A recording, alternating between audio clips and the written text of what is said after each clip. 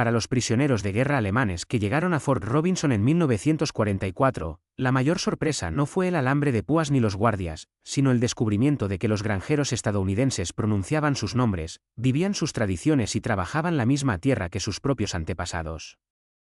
Resultó que el enemigo se parecía mucho a la familia. El camión del ejército traqueteaba por el camino de tierra, con las lonas laterales ondeando con cada ráfaga de viento caliente de la pradera. En el interior, el aire estaba cargado de polvo y sudor, y los hombres sentados en los bancos de madera apenas hablaban.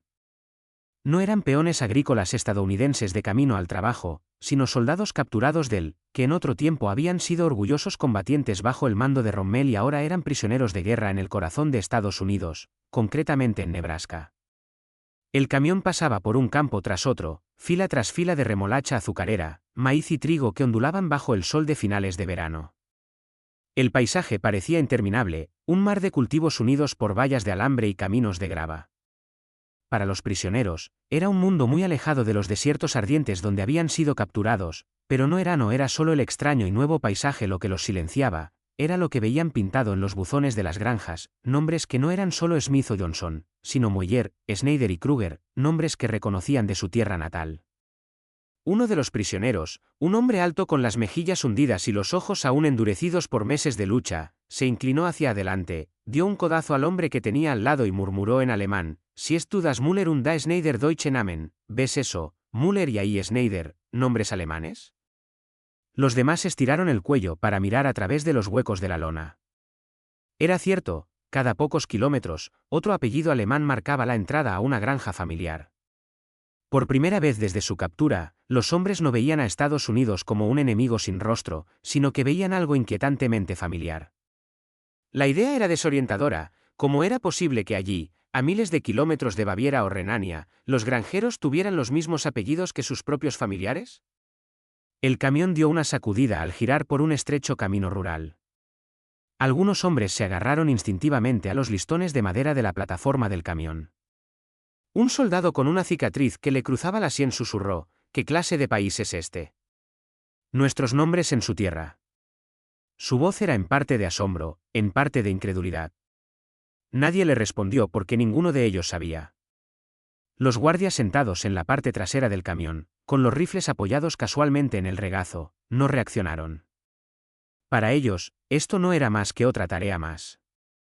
Un grupo de prisioneros de guerra alemanes sé que se dirigían a ayudar con la cosecha.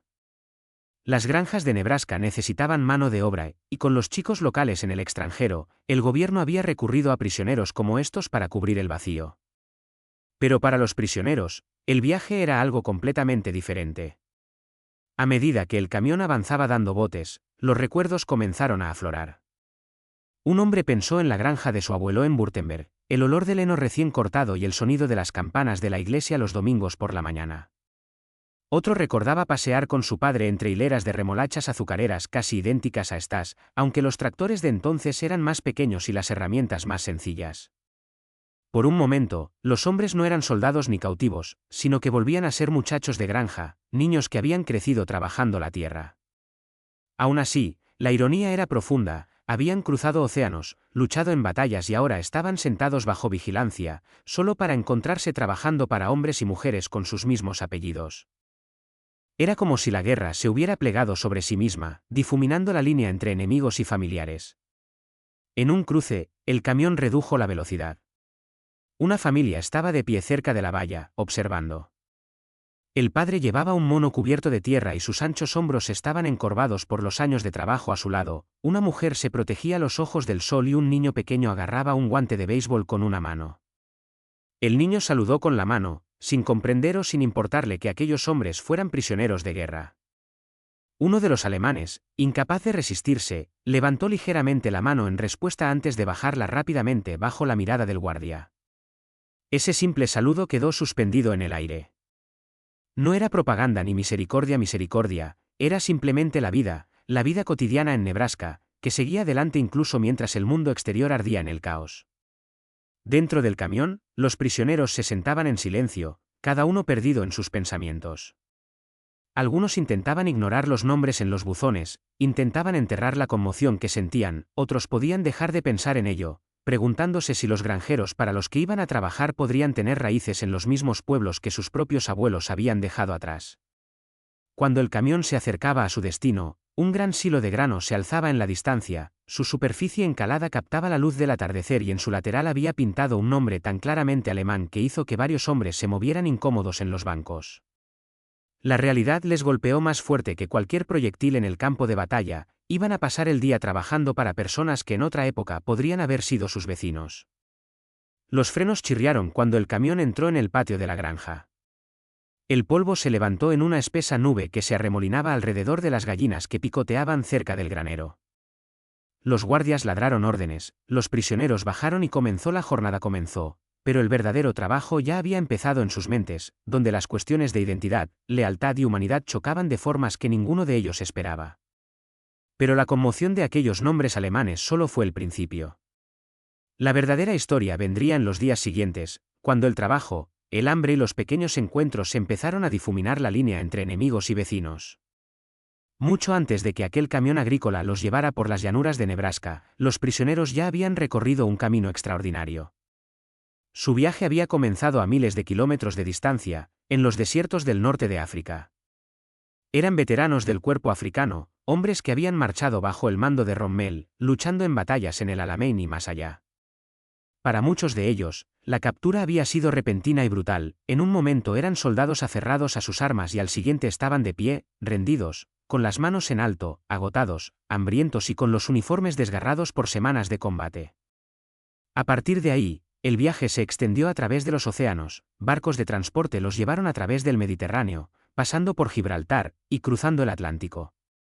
Pasaron semanas en bodegas abarrotadas, durmiendo hombro con hombro, custodiados por marineros estadounidenses que apenas les dirigían la palabra. Los rumores se extendieron entre los prisioneros, algunos creían que los enviarían a Inglaterra, otros temían que los abandonaran en remotos desiertos estadounidenses. La verdad era aún más extraña, los enviarían al corazón de Estados Unidos para trabajar en granjas que necesitaban mano de obra. Cuando llegaron a Fort Robinson, en el oeste de Nebraska, los hombres ya habían perdido toda ilusión de volver al campo de batalla. La guerra estaba lejos de terminar, pero su guerra había acabado. El extenso fuerte, que en su día había sido un puesto de caballería, se había convertido en un campo de prisioneros de guerra. Filas de barracones se alzaban detrás de cercas de alambre de púas. Se alzaban torres de vigilancia a intervalos y la bandera estadounidense ondeaba en lo alto. La vida dentro de Fort Robinson era extraña, incluso desorientadora, en comparación con el trato brutal que muchos temían. Las condiciones eran humanas, a los prisioneros se les proporcionaba ropa limpia, se les asignaban literas en los barracones y se les daba de comer comidas que, aunque sencillas, a menudo eran más abundantes que las que comían muchos civiles en Alemania. En virtud de la Convención de Ginebra, Estados Unidos estaba obligado a tratarlos de forma justa, y en su mayor parte, así lo hizo. Cada mañana, los prisioneros se despertaban con el sonido de una campana. Algunos se quedaban en el campo para cocinar, limpiar o trabajar en el mantenimiento, otros, como los hombres del camión aquel día, eran enviados a trabajar a granjas vecinas. La escasez de mano de obra local era crítica, con los hijos estadounidenses en el extranjero, las familias necesitaban toda la ayuda disponible para recoger las cosechas. La mano de obra de los prisioneros de guerra se volvió esencial para los alemanes. Este trabajo no era un castigo, sino una especie de limbo, no eran libres, pero tampoco maltratados. Podían escribir cartas a casa, aunque cuidadosamente censuradas, podían ir andando al trabajo bajo vigilancia, a veces incluso sin cadenas, cantaban canciones en sus barracones por la noche, melodías de su tierra que flotaban en el aire de Nebraska, y todo el tiempo se preguntaban cómo iba la guerra más allá de la alambrada. Entre ellos había hombres que aún se aferraban a su lealtad a Hitler, amargados por la derrota, pero también había muchos que estaban cansados y se preguntaban para qué había servido toda la lucha. Alrededor de los barracones estallaban debates, algunos acalorados y otros tranquilos. Un joven soldado podía susurrar que quería volver a la agricultura cuando terminara la guerra, mientras que un sargento mayor podía advertirle que no hablara tan abiertamente. Una tarde, un guardia estadounidense, apoyado en su rifle, oyó a un prisionero murmurar en alemán que su esposa lo esperaba en Múnich. Aunque no entendió todas las palabras, el guardia comentó más tarde a otro, eran solo hombres como nosotros, que también tenían familias. Fort Robinson se convirtió en una especie de encrucijada, era más que un campo, era un lugar de encuentro de dos mundos. Los soldados alemanes caminaban por sus polvorientos senderos bajo la vigilancia estadounidense, con sus uniformes sustituidos por ropa de trabajo sencilla los fines de semana.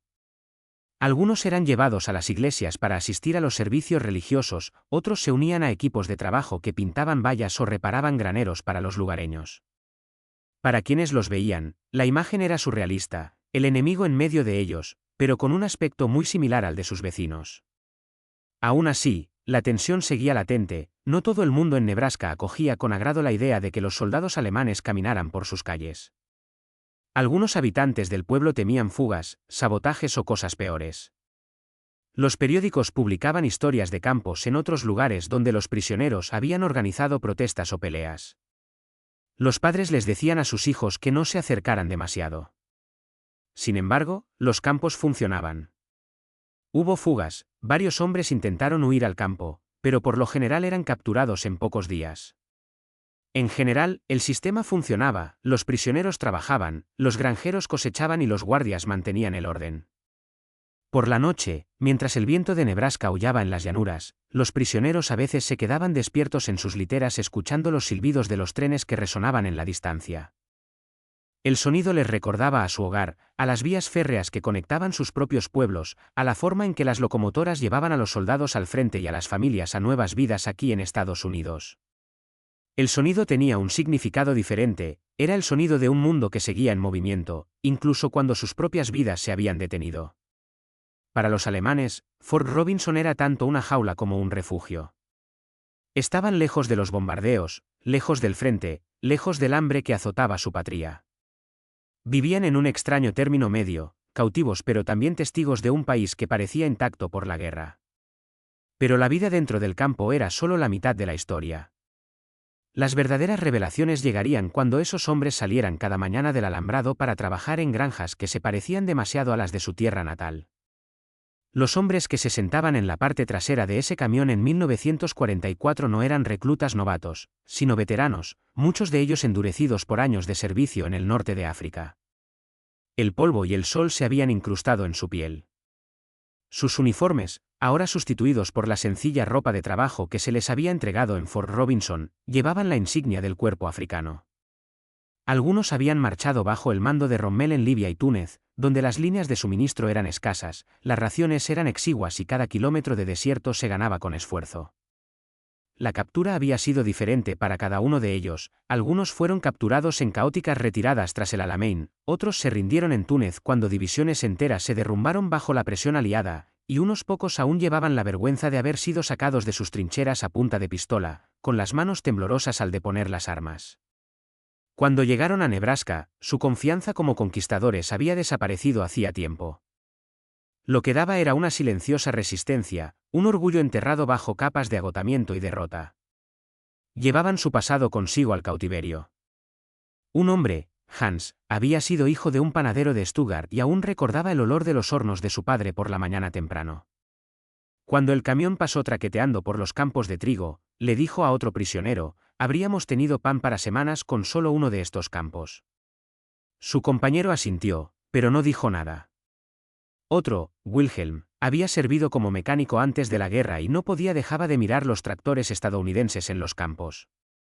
En comparación con lo que había visto en su país, la maquinaria era enorme, eficiente y moderna. Cultivan como un ejército, susurró, mitad con admiración, mitad con frustración. Para él, era la prueba de por qué Estados Unidos podía librar una guerra al otro lado del océano, tenía recursos de sobra. Pero no todos los hombres se impresionaban tan fácilmente. Un cabo con una cicatriz en la mejilla, conocido como Vogel, mantenía los brazos cruzados mientras el camión daba botes. No os dejéis engañar, les susurró a los demás. Nos dan de comer, sí, pero solo porque la Convención de Ginebra les obliga. No olvidéis en qué país estamos, este es el enemigo. Sus palabras tenían peso, especialmente para aquellos que aún se aferraban a la lealtad a Alemania, incluso en la derrota, aunque ya se habían formado grietas en esa lealtad. Sentado frente a Vogel estaba Dieter, un joven soldado de apenas 20 años. Su hermano había muerto en el frente oriental, consumido por la brutal lucha contra los soviéticos. Dieter había visto demasiado, había perdido demasiado. Miró las interminables hileras de cultivos y dijo en voz baja, si este es el enemigo, ¿por qué se parece tanto a mi hogar? Esa pregunta permaneció en el silencio que siguió. Los veteranos se movieron incómodos, cada uno luchando con pensamientos que no se atrevían a compartir en voz alta. En los desiertos del norte de África, el enemigo había sido claro, los estadounidenses y los británicos llevaban uniformes diferentes. Boss nunca utilizó 51BCE0C785K2F68081 FA7 de 919, pero aquí, en Nebraska, las líneas se difuminaban. Las personas en cuyas tierras iban a trabajar tenían nombres que reconocían, hablaban con acentos moldeados por raíces alemanas y vivían en granjas que podrían haber existido en Baden o Baviera. Por las tardes, de vuelta en Fort Robinson, esos mismos hombres llenaban los barracones con conversaciones que revelaban sus conflictos internos. Alrededor de las toscas mesas de madera discutían, recordaban, a veces, incluso reían. Hans contaba historias sobre cómo horneaba pan, y sus descripciones de las hogazas calientes recién sacadas del horno hacían que los demás se quedaran con hambre. Wilhelm hablaba de la maquinaria y predecía que la agricultura nunca volvería a ser la misma una vez que los tractores sustituyeran definitivamente a los caballos, pero entonces Vogel daba un puñetazo en la mesa y les recordaba el Reich, su deber y la vergüenza de haber sido capturados. Olvidad quiénes sois, gruñía. Puede que seamos prisioneros, pero seguimos siendo soldados alemanes. Sus palabras solían acabar con las risas, dejando a los hombres mirando fijamente sus tazas de hojalata, todavía en conflicto. No todas las voces transmitían la misma amargura. Una noche, Dieter finalmente se pronunció en contra de Vogel. Soldados, sí, dijo, pero también hijos, hermanos, granjeros. Mirad a vuestro alrededor, esta gente podría ser nosotros. Sus palabras acallaron a Vogel, pero encontraron un silencioso acuerdo entre muchos de los demás. Cuando llegaba el camión cada mañana, los hombres llevaban consigo estas conversaciones a los campos. No eran solo cuerpos que realizaban un trabajo, eran hombres atrapados entre identidades, combatientes y prisioneros, enemigos y parientes cercanos. El peso de esa contradicción les oprimía más que el rifle de cualquier guardia, y así, mientras traqueteaban hacia otra granja de Nebraska, mirando los nombres alemanes pintados en los buzones blancos, los veteranos del ejército de Rommel se sentaron en una reflexión incómoda. Habían luchado por el Reich, habían perdido y ahora se veían obligados a afrontar una verdad que los sacudía al otro lado del Atlántico. Los alemanes habían construido nuevas vidas libres y prósperas en la misma tierra que les habían dicho que era enemiga. Pero sus primeras impresiones de la tierra en sí, su inmensidad, su abundancia, su extraña familiaridad, los inquietarían aún más una vez que bajaron del camión y entraron en las hileras de cultivos. Cuando los prisioneros bajaron por primera vez del camión, la tierra de Nebraska se pegó a sus botas de una manera que los sorprendió. Era espesa, negra y fértil, más rica de lo que muchos de ellos habían visto jamás. Esperaban llanuras secas, tal vez un paisaje inhóspito que coincidiera con la propaganda que les habían inculcado sobre Estados Unidos. En cambio, lo que vieron ante ellos era un océano vivo de trigo y maíz, solo interrumpido por graneros rojos, silos y molinos de viento que giraban perezosamente con el viento. Para unos hombres que habían marchado por las arenas del desierto y dormido bajo la escasa sombra de los olivares del norte de África, el contraste era abrumador. El aire olía a tierra y a cultivos, no a polvo y aceite quemado. Las gallinas escarbaban en la tierra, el ganado pastaba en los prados y los perros ladraban desde los porches de las granjas. Las granjas no eran ruinas dispersas de la guerra, sino empresas eficientes y bien cuidadas. Hans, el hijo del panadero, se agachó brevemente como si estuviera probando la tierra con la mano. Buena tierra, murmuró en alemán, mejor que la mayor parte de la que teníamos en casa. Sus palabras no transmitían amargura, solo admiración. Frente a él, Wilhelm, el mecánico, ladeó la cabeza al ver un tractor que arrastraba un cultivador por el campo. Su constante traqueteo parecía casi una perfección mecánica en comparación con las pequeñas máquinas con las que había jugado en Alemania. Tampoco les falta combustible, murmuró, no como nosotros, que racionábamos el aceite mientras ellos araban con motores de este tamaño.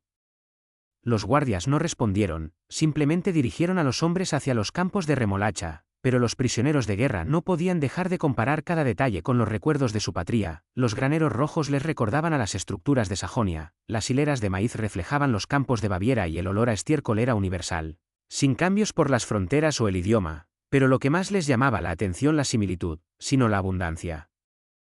Esos campos no solo alimentaban a las familias, sino también a pueblos, ciudades y tal vez incluso a ejércitos enteros. En Alemania, la guerra ya había comenzado a vaciar las granjas, reclutando a los hombres y dejando a las mujeres y los ancianos luchando por la cosecha. Aquí, en Nebraska, los campos parecían infinitos, trabajados por máquinas que nunca se cansaban.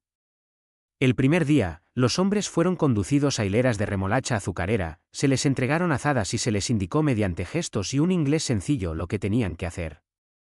Las instrucciones no eran complicadas: cavar las malas hierbas, aclarar las hileras, seguir trabajando hasta la pausa del mediodía. Un contratista local se encontraba cerca con una carpeta, comprobando nombres y tiempos, asegurándose de que se seguían las normas. Todo era metódico, como si el proceso llevara años funcionando. El sudor les corría por la frente a medida que el sol se elevaba, pero incluso con el calor, el trabajo les resultaba familiar. Muchos de ellos habían crecido trabajando en los campos en Alemania. El ritmo de agacharse, cavar y avanzar por las hileras les traía recuerdos de las temporadas de cosecha antes de la guerra. Era agotador, sí, pero no era extraño.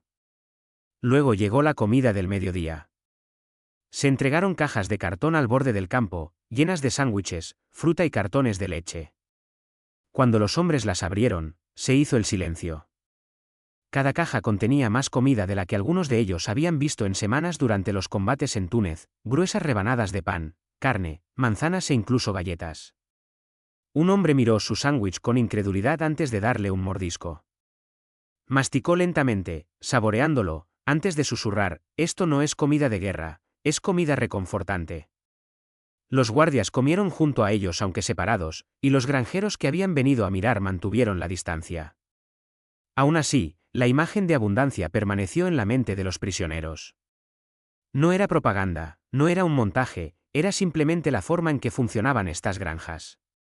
El contraste con lo que recordaban de casa era enorme. Mientras comían, se fijaron en más nombres pintados en un silo con grandes letras mayúsculas: Smith Grain Co-op en un buzón cercano, Bauer. No solo eran familiares, eran apellidos de familia.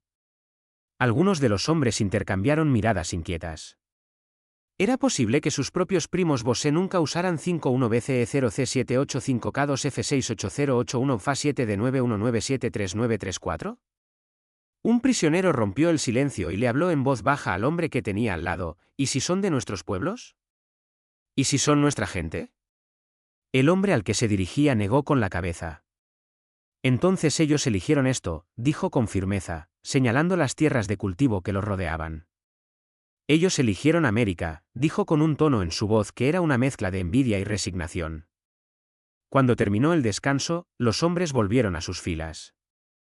Les dolían los músculos, pero sus mentes trabajaban más duro que sus manos.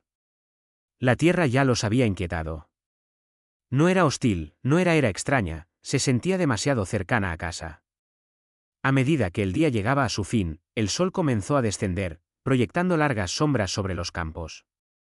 La camioneta regresó para recogerlos, y mientras subían de nuevo a los bancos, los hombres miraron una vez más los graneros y los buzones con nombres alemanes. Para algunos, esto despertó orgullo, prueba de que su gente había prosperado al otro lado del océano; para otros, despertó dudas: ¿cómo podía el enemigo parecerse tanto a ellos? La camioneta regresó traqueteando hacia Fort Robinson. Los hombres llevaban consigo no solo músculos doloridos, sino también nuevas preguntas. Estaban preparados para trabajar, pero no para ver su pasado reflejado en cada buzón y cada campo.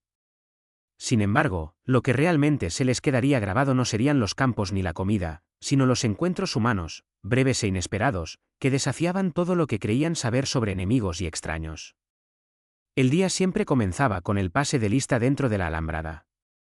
Los guardias comprobaban los nombres con la lista para asegurarse de que todos los hombres estuvieran presentes antes de subirlos a los camiones.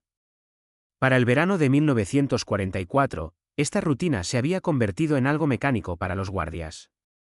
Los prisioneros eran trabajadores para los granjeros, eran manos para recoger la cosecha. Para los propios alemanes, era una extraña entre la existencia, a medio camino entre soldado y trabajador agrícola.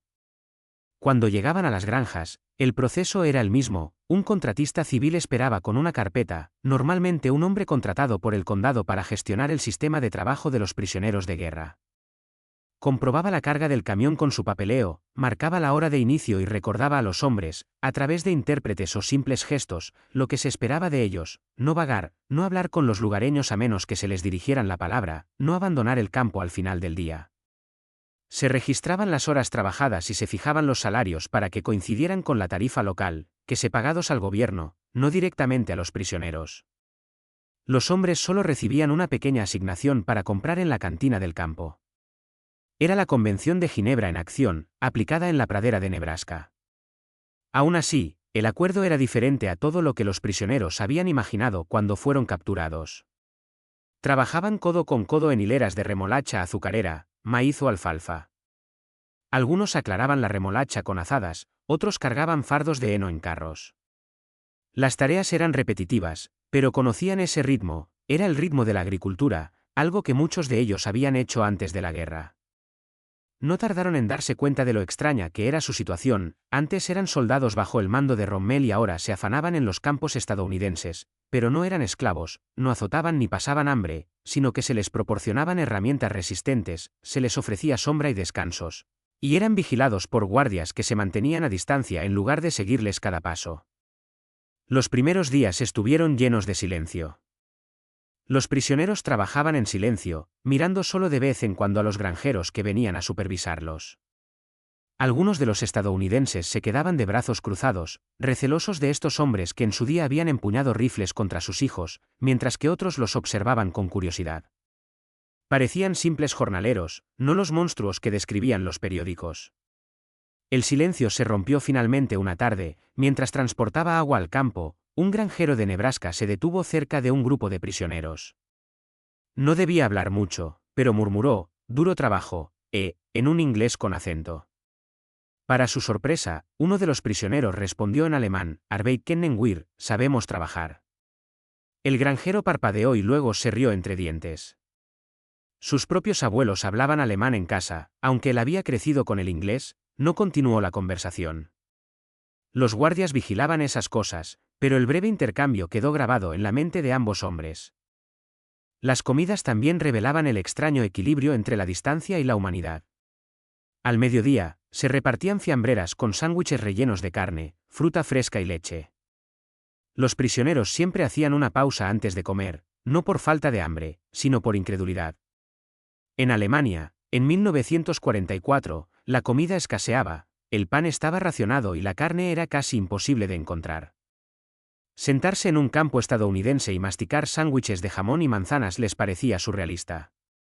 Bromeaban en voz baja entre ellos, y uno dijo: si esto es el cautiverio, entonces quizás sea mejor que la libertad en casa.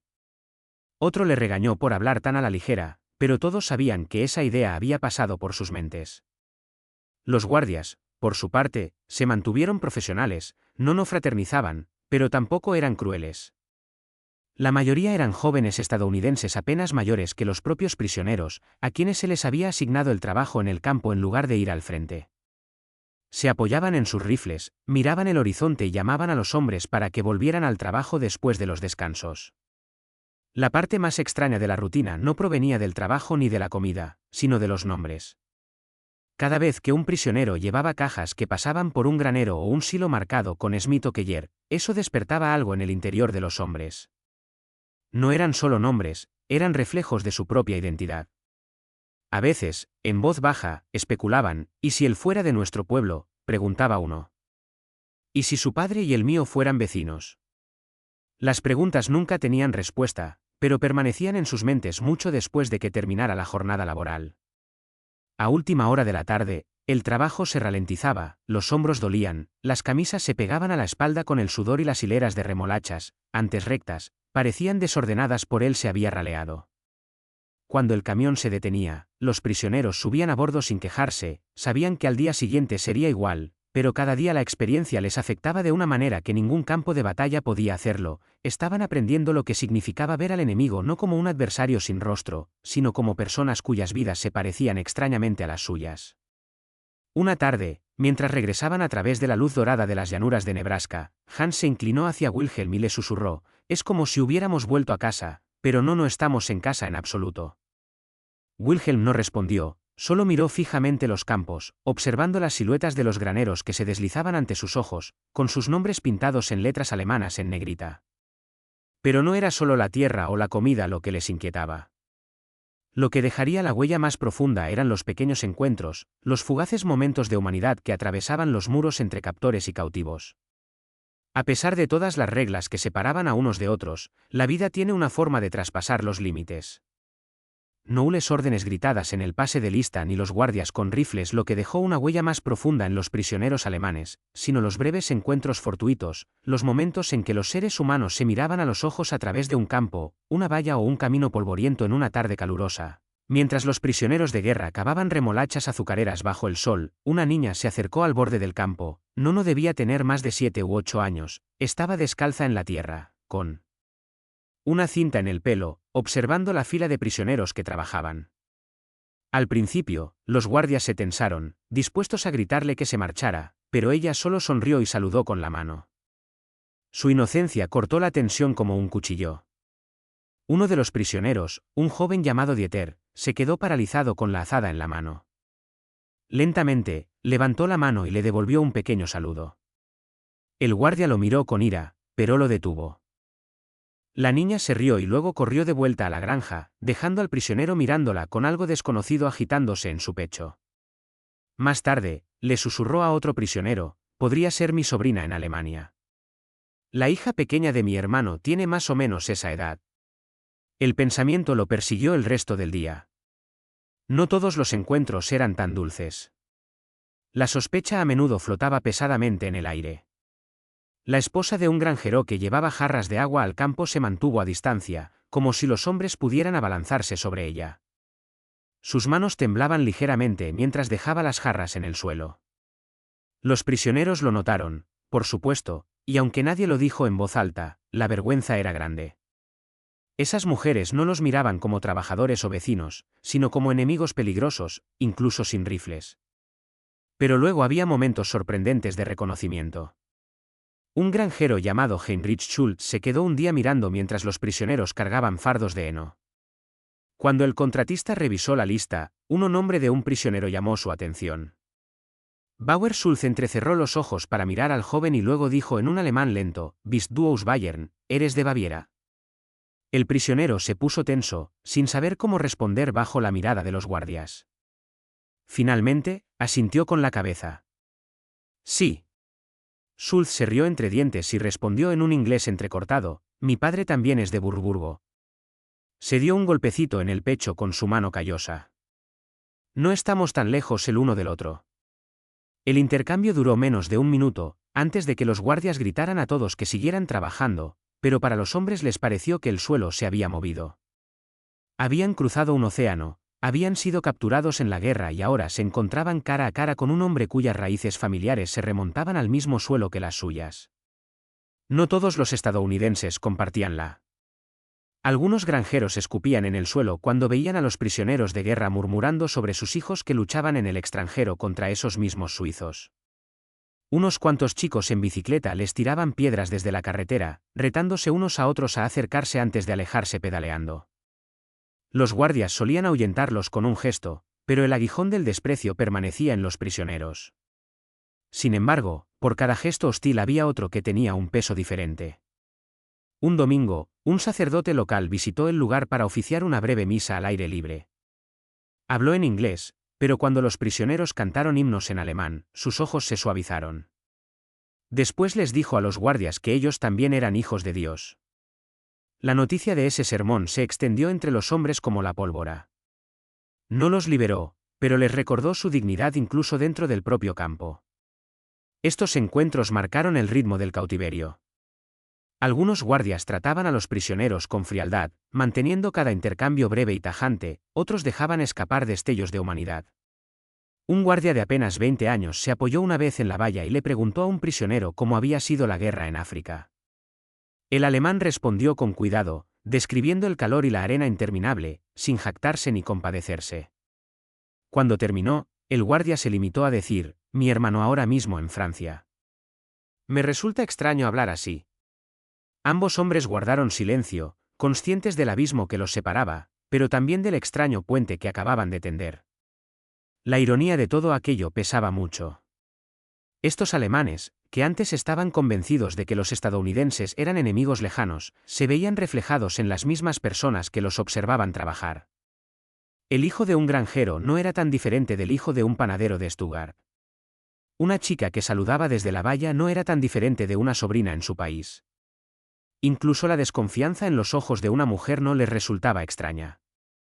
Sabían que sus propias esposas y madres habrían mirado de la misma manera a los prisioneros en Alemania. Cuando los hombres volvían a subir al camión al final de cada jornada laboral, no solo llevaban consigo músculos doloridos y polvo en la piel, sino también preguntas sobre la lealtad, la identidad y lo que significaba ser enemigo o vecino. Estas preguntas pesaban más que cualquier caja de cereales o fardo de heno, pero lo que más les inquietaba solo estos encuentros, sino la forma en que esos nombres alemanes familiares en graneros y buzones se convirtieron en un espejo que los obligaba a enfrentarse a quienes eran y quienes podrían haber sido. La conmoción de ver apellidos alemanes en graneros y silos no había desaparecido, sino que cada día que pasaba la hacía más intensa, más imposible de ignorar. Cada vez que el camión pasaba traqueteando junto a un buzón con el nombre Mueller o Krause estampado, los pensamientos de los hombres chocaban con los recuerdos de su hogar. La tierra ya no parecía un suelo extranjero, sino un reflejo. Un prisionero, Ernst, un antiguo maestro de Hamburgo, se inclinó hacia otro una tarde y murmuró: «Imagina, Müller aquí, Müller allá». En Alemania, Müller significa molinero, alguien que trabaja con el grano. Quizás sus familias hacían lo mismo antes de venir aquí. Su compañero, cansado y quemado por el sol, se limitó a sentir. La idea era demasiado fuerte como para descartarla. Esa noche, de vuelta en los barracones, los hombres hablaban en voz baja. Se habían acostumbrado a esas conversaciones nocturnas, susurrando para que los guardias no intervinieran. Hans, el hijo del panadero, dijo: «¿Os dais cuenta de que algunas de estas personas podrían incluso ser nuestros parientes, nuestra propia sangre?» Vogel, el cabo marcado por las cicatrices que se aferraba a su amargura, se burló: «Parientes». Le dieron la espalda a Alemania, huyeron a América en busca de comodidad, mientras nosotros nos quedamos para luchar. Pero Dieter, el joven soldado, alzó la voz lo suficiente como para que la sala se quedara en silencio, o tal vez vinieron aquí mucho antes de la guerra, tal vez querían una vida mejor. Dime, Vogel, si tu abuelo se hubiera ido, ¿también lo llamarías traidor? Sus palabras flotaron en el aire. La sala se dividió entre el silencio y los murmullos. Algunos hombres estaban de acuerdo con Dieter en voz baja, otros se ponían del lado de Vogel, pero lo que nadie podía negar era que los nombres que les rodeaban parecían un eco. Se suponía que Estados Unidos era el enemigo, pero allá donde miraran, Estados Unidos llevaba consigo rastros de los pueblos y ciudades de donde ellos procedían. La ironía les sonreía también en los campos. Un día, mientras cosechaba maíz, Wilhelm, el mecánico, se detuvo para estirar su dolorida espalda al otro lado del campo. Pintado en un granero con letras, estaba el nombre Keller. Recordó a su vecino de la infancia en Württemberg, Keller, que le había prestado herramientas cuando era solo un niño. El recuerdo era tan nítido que, por un momento, Wilhelm olvidó que era un prisionero. Se sintió como si estuviera de vuelta en casa. Cuando se dio cuenta, apretó los puños y obligó a sus ojos a volver al trabajo, pero el pensamiento no lo abandonaba. Otro día, Ernst trabajaba junto a un granjero mayor que supervisaba desde la distancia. El granjero hablaba poco inglés, pero daba instrucciones con gestos con bastante facilidad. En un momento dado, Ernst dejó caer la azada y el granjero se agachó para recogerla. Sus miradas se cruzaron brevemente y Ernst sintió un extraño destello, tal vez respeto o reconocimiento. Pensó en su propio padre, ahora anciano y luchando por sobrevivir en Alemania. Por un momento, el rostro arrugado del granjero podría haber sido el de su padre. Los prisioneros comenzaron a preguntarse qué tipo de vida llevaban estos alemanes americanos. Veían graneros robustos, campos repletos de cultivos y familias que no vivían bajo la amenaza de los bombardeos. Vieron a niños que jugaban al béisbol en lugar de hacer ejercicios con rifles. Vieron a mujeres que llenaban jarras de agua sin cartillas de racionamiento. Todo ello les hizo preguntarse si su propio país había tomado el camino equivocado. Sin embargo, la culpa pesaba mucho. Habían jurado lealtad al Reich, habían luchado bajo sus banderas. Admitir que Estados Unidos, esa nación enemiga, de alguna manera había dado a su pueblo una vida más libre y abundante era peligroso, incluso en susurros. Aún así, la idea se negaba a desaparecer. El espejo se hizo más nítido cuando un granjero, curioso pero cauteloso, se acercó a un grupo de prisioneros durante un descanso. Señaló el apellido Schneider en la lista y luego se señaló el pecho, Memfamilie Auch, de Sajonia. Sonrió levemente antes de retroceder, consciente de la presencia de los guardias. El prisionero Schneider lo miró fijamente durante un largo rato, conmocionado. Esa noche, Schneider les contó a los demás, dijo que su familia es de Sajonia. La mía también. ¿Y si él se detuvo, incapaz de terminar? Nadie se rió, nadie se burló de él. Todos sabían que la posibilidad era real. La comprensión se hizo ineludible. No se trataba de nombres, sino de identidad. Esos granjeros estadounidenses eran la prueba viviente de que los alemanes habían dejado su antiguo país, echado raíces en nueva tierra y prosperado. Los prisioneros, por su parte, se habían visto arrastrados a una guerra que los había dejado cautivos e impotentes. El espejo obligaba a plantearse preguntas que ninguno quería afrontar, ¿y si sus familias hubieran emigrado años antes? ¿Y si hubieran crecido en Nebraska en lugar de en Bremen o Stuttgart? ¿Serían ahora los chicos que saludaban desde las vallas en lugar de los hombres que cavaban surcos bajo vigilancia?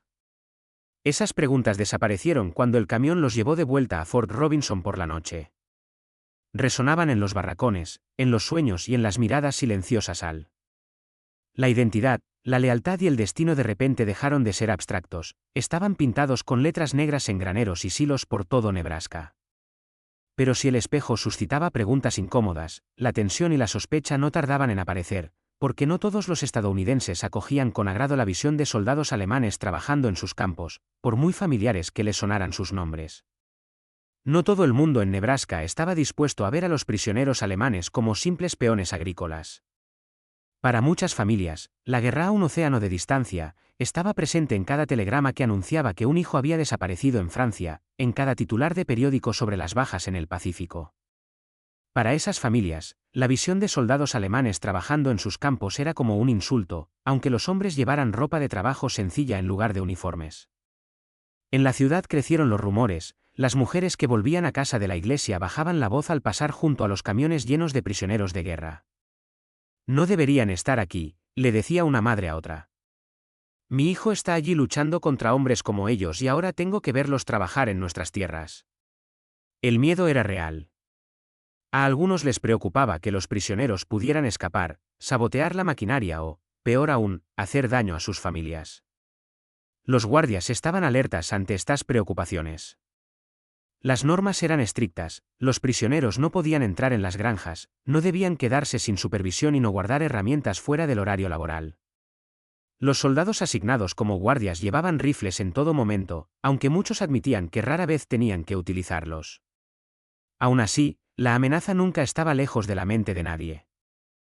Un incidente agudizó esos temores, la esposa de un granjero vio a dos prisioneros merodeando junto a una valla, hablando en voz baja y mirando hacia la carretera. Corrió a contárselo a su marido, que alertó al guardia. Los hombres fueron apartados e interrogados, pero resultó que solo se habían preguntado en voz alta si la granja de enfrente tenía raíces alemanas, dado el apellido pintado en el buzón. No se había planeado ninguna fuga, pero la historia se extendió rápidamente por el pueblo, cada vez más dramática. Al final de la semana algunos juraban que los hombres habían estado tramando robar un coche y huir a México. Para los prisioneros, la sospecha era asfixiante, podían sentir las miradas fijas en ellos en todo momento, las mujeres apretaban más fuerte a sus hijos cuando pasaban, los adolescentes los miraban con los brazos cruzados y los ancianos escupían al suelo cuando pasaban los camiones. Eran trabajadores, sí, pero también eran símbolos de todo lo que la comunidad temía. Sin embargo, la sospecha era mutua. En los barracones de Fort Robinson, algunos de los prisioneros más leales murmuraban sobre escapar. Vogel, el cabo con cicatrices, era uno de ellos. Nos dejan demasiada libertad, murmuró una noche. Unos pocos kilómetros caminando y Tasido. Estos estadounidenses piensan que somos perros domesticados, se olvidan de que somos soldados. Sus palabras provocaron algunos gestos de asentimiento, pero también miradas nerviosas. La mayoría de los hombres sabían que escapar era casi imposible. La pradera se extendía por kilómetros sin ningún tipo de cobertura y sin caras amigas que les ayudaran. Incluso si un hombre lograba escapar, destacaría en cualquier pueblo. Aún así, los susurros propagaban la inquietud. Los guardias, conscientes de esos rumores, aumentaron su vigilancia. Los camiones se revisaban más minuciosamente, las listas se comprobaban 2 veces y los campos se vigilaban más de cerca. Los granjeros también comenzaron a cerrar con llave sus graneros por la noche, por si acaso. El equilibrio entre la confianza y la sospecha se volvió frágil, pero incluso en medio de esa tensión surgieron momentos de complejidad. Un granjero, John Kruger, había perdido a un sobrino en Italia y despreciaba la idea de que los prisioneros alemanes trabajaran en su condado, pero cuando llegó la época de la cosecha no tuvo más remedio que aceptar a un grupo de Fort Robinson. Durante semanas mantuvo las distancias, negándose incluso a mirarles a los ojos. Entonces, un día, mientras supervisaba las balas de heno, oyó a un prisionero tararear un himno: «Nuestro Dios es una fortaleza poderosa». Era el mismo himno que la familia de Kruger cantaba todos los domingos en su pequeña iglesia luterana. Se detuvo en seco y se quedó mirando al hombre durante un breve instante. La sospecha se convirtió en reconocimiento, compartían la misma canción, aunque estuvieran en bandos opuestos de la guerra. Aún así, no todo el mundo se ablandó. En algunos pueblos se organizaron protestas contra el uso de mano de obra de prisioneros de guerra. Las cartas al editor de los periódicos se quejaban de que los soldados enemigos recibían mejor comida que los aliados estadounidenses en Europa. ¿Por qué les damos carne y leche a ellos?, preguntaba un escritor, mientras nuestros chicos comen raciones en las trincheras. La ira era palpable e hizo que los prisioneros tuvieran cuidado de no salirse de la fila. La tensión no solo entre estadounidenses y alemanes, sino que también hervía entre los propios prisioneros. Algunos creían que la cooperación era la única forma de sobrevivir al cautiverio, mientras que otros, como Vogel, consideraban una traición trabajar tan voluntariamente para el enemigo. Las discusiones estallaron en los barracones, al principio en voz baja, pero luego cada vez más fuerte. Dieter finalmente le espetó a Vogel una noche: «Hablas de escapar, de orgullo, pero ¿qué harás si lo consigues? ¿Cruzarás Estados Unidos sin dinero, sin saber el idioma, sin aliados? Morirás de hambre antes de encontrar un tren». Vogel lo miró con ira, pero no supo qué responder. A finales del verano, la desconfianza se había convertido en parte de la vida cotidiana de los estadounidenses, lo que significaba vigilar cada movimiento de los prisioneros y no confiar nunca del todo en ellos. Para los alemanes, significaba vivir bajo una mirada constante, juzgados no solo por lo que habían hecho en la guerra, sino también por lo que la gente temía que aún pudieran hacer. Pero, incluso con la desconfianza reinante, el peso de la Gran Guerra se hacía cada vez más pesado. Las noticias del extranjero llegaban al campo, recordando tanto a los granjeros como a los prisioneros que los campos de Nebraska eran solo un pequeño rincón de un mundo aún en guerra. Los campos de Nebraska zumbaban con tractores, carros y el ritmo de la cosecha, pero la guerra nunca estaba lejos.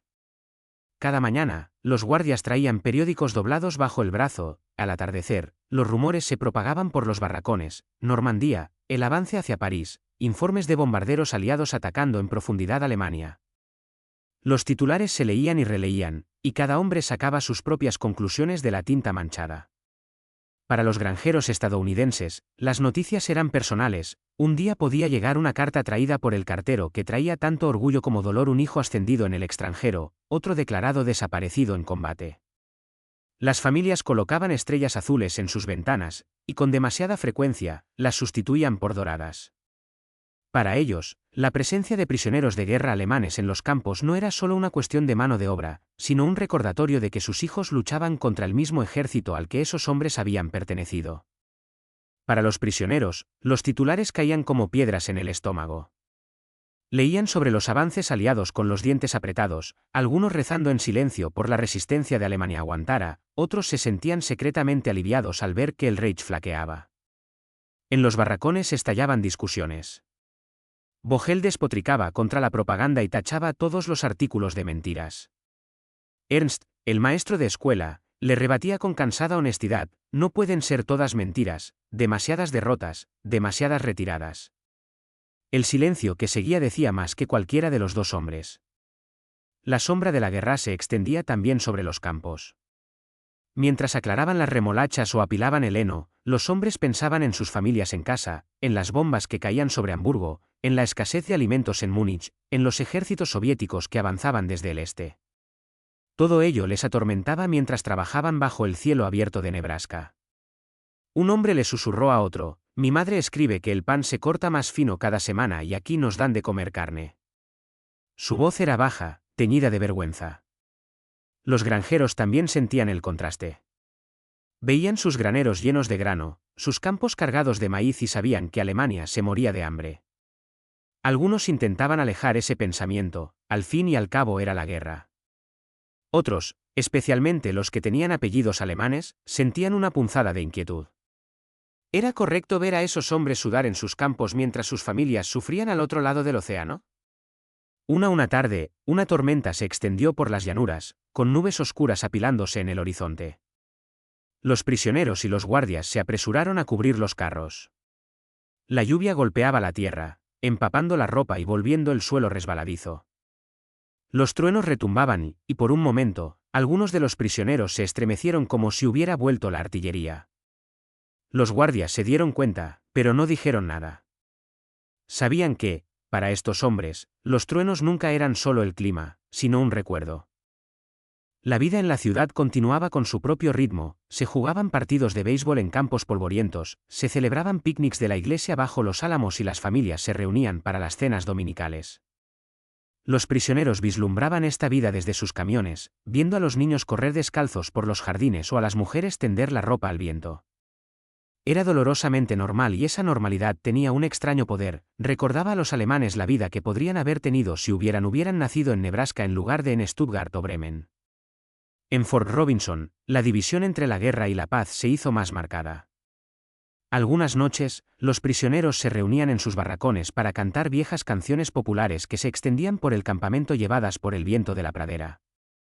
Los guardias que escuchaban desde fuera admitían a regañadientes que las canciones eran hermosas, incluso evocadoras. Un soldado estadounidense escribió más tarde en una carta: «A veces parece que estamos viendo a nuestros enemigos recordar lo que significa ser humano». Sin embargo, la guerra se entrometió una noche.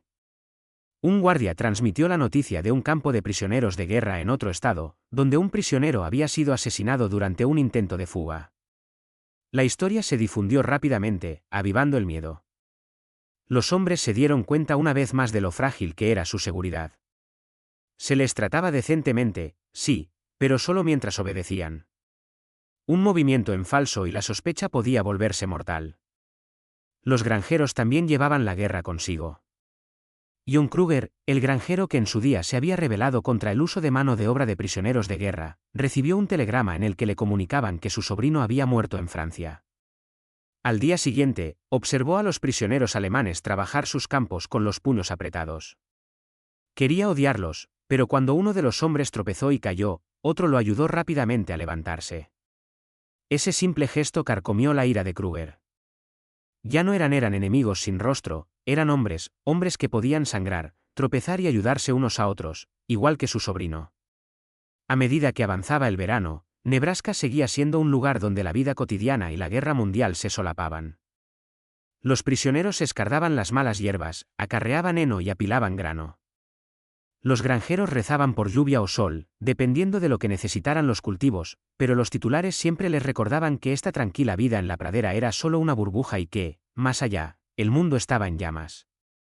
Sin embargo, a medida que la guerra se acercaba a su fin, tanto los granjeros como los prisioneros se enfrentaron a una pregunta que perduraría mucho tiempo después de que cesaran los combates: ¿qué sería de estos hombres una vez que las armas callaran?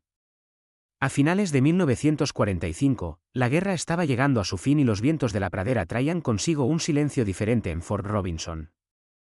Los rumores se extendieron por los barracones: Alemania se había rendido, Hitler había muerto, las ciudades yacían en ruinas. Para los prisioneros, la noticia fue como un peso que les oprimía el pecho.